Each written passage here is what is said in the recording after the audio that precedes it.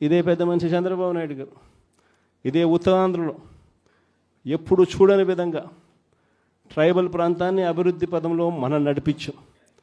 Tribal ప్రాంతంలో ఒక tribal engineering college, tribal ప్రాంతంలో ఒక మెడికల్ కాలేజ్, ట్రైబల్ ప్రాంతంలో ఏకంగా 5 సూపర్ స్పెషాలిటీ హాస్పిటళ్ళు ఐటీడీఏ పరిధిలో, ఏకంగా సాలూరులో ఒక ట్రైబల్ యూనివర్సిటీ కూడా అడుగులు వేగంగా మనం ముందుకు వేయి చేస్తే ఈ పెద్ద మనిషి పూర్తిగా వాటి పనుల గురించి ఈరోజు పట్టించుకునే పరిస్థితులు ఎవడూ లేని పరిస్థితులు ఈరోజు ట్రైబల్ ప్రాంతం కనపడతా ఉంది.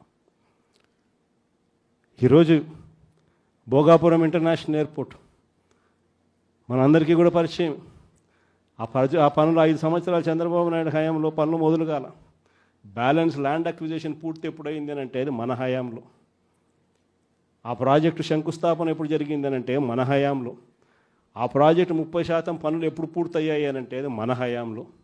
ఏదైనా కూడా విశాఖపట్నం కానీ ఉత్తరాంధ్రకు కానీ రాష్ట్రంలో మరొక చోట కానీ ఇంకొక చోట కానీ ఎక్కడైనా అభివృద్ధి పథంలో పనులు ఏదైనా జరిగాయి అని అంటే చివరికి నాడు నేడుతో స్కూళ్ళు సైతం అభివృద్ధి ఎప్పుడు చెందాయి అని అంటే అది ఒక్క వైఎస్ఆర్సీపీ ప్రభుత్వ హయాంలోనే.